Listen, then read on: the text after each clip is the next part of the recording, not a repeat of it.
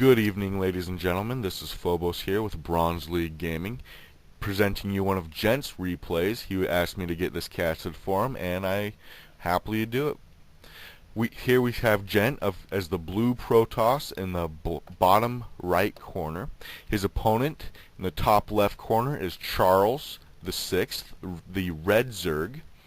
And let's see how this game goes. I figured Charles was probably somebody pretty important in history. My history is not the sharpest though, so I'm just gonna leave it at that. Drones coming out, easy, normal stuff. Probes coming out. We do see, looks like the first pylon's going down at 9. Is he gonna come straight back? See, and he moves out with the scout. That's very smart. And I always like Protoss for the ability to just drop a building and let it finish by itself. In order to scout as Terran, what I play, it takes 2 SCVs, to stop producing. One, because you don't want to supply cap yourself, like the Zerg has done here. And 2, you got to send that additional SCV out to scout because you don't want to start building blindly. Now, I'm surprised that Gent didn't know this, but you can actually spawn in cross positions on Shakira's Plateau in the latter games. Now, I'm not sure if this is a ladder game or not, but I believe that's what the case to be. Like I said, you can only spawn in mirror positions and kitty corner.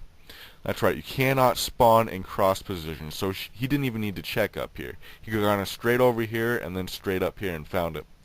Now, it doesn't seem like a lot, but it takes about 40 seconds to get across the map in this game. Bet you didn't know that, but there you go. That little timing is actually quite a useful little tip.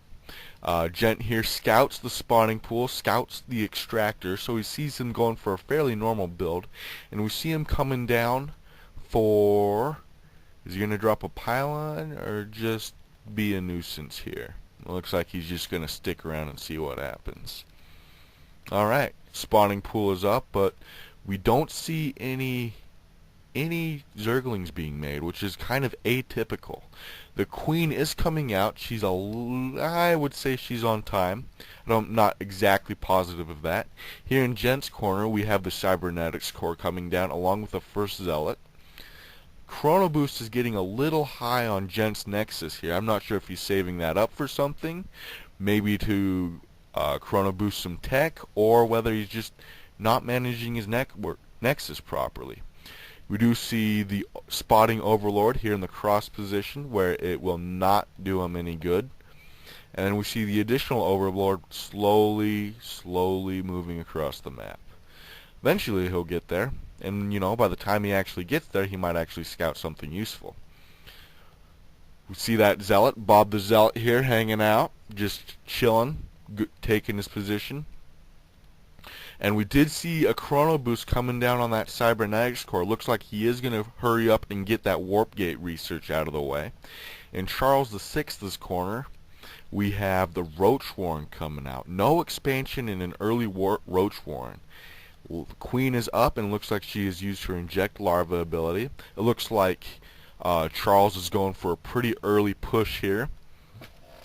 Ooh, this probe's gonna be in trouble here.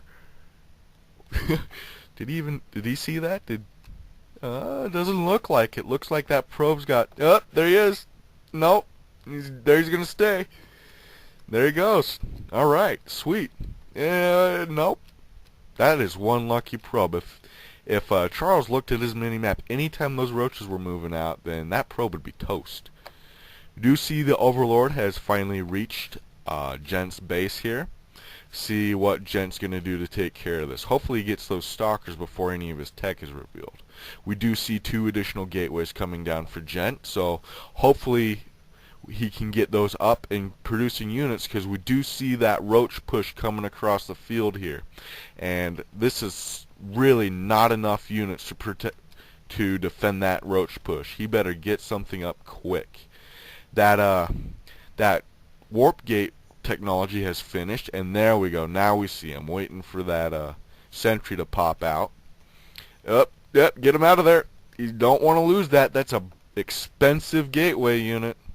There we go. Lost the probe there, but rather than have him entering the base, which is much harder to defend. He blocked it off, which I totally agree with.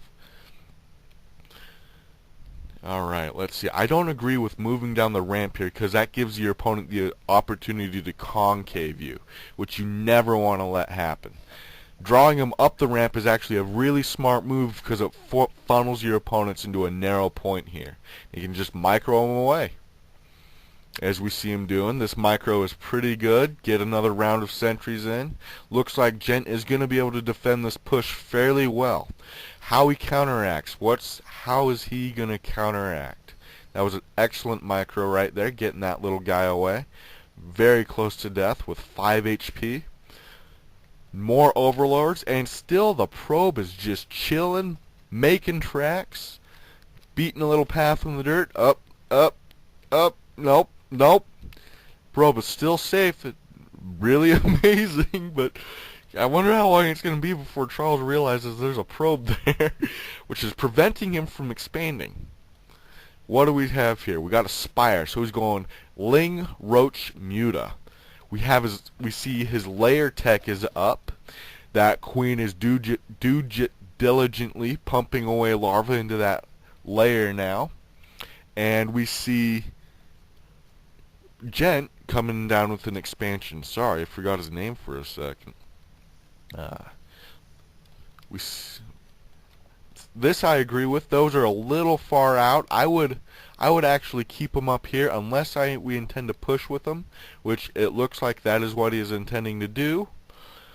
Let's see. I don't really agree with getting Mutalisks at this point because all that we've seen come out from Gent here is Stalkers, which actually do very well against Mutalisks. So Mutalisk may not be the best tech choice. We finally see that he spotted that probe, finally managed to get it out of there and take that expansion. Oh, we better hope that it's got some sort of defense back here. What are these? Pylons, obviously getting close to 4 gates. Alright, and that Nexus is up and getting to work on those probes. There we see the split. Here come those mutas though. And there's no static defense here, no defense. Can he bring in a couple stalkers, warp those in, get those things out of there? Looks like he's more distracted by this push he's doing. Let's see what kind of damage he can do with this. Forces the cancellation on that hatchery, which is definitely a big deal.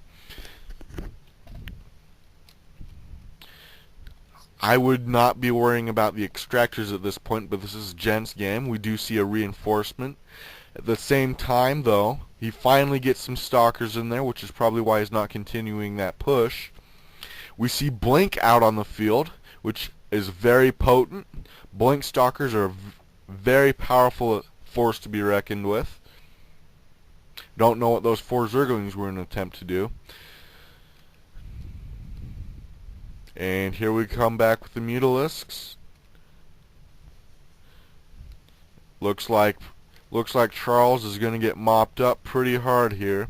I don't see how he's up, and there's the GG.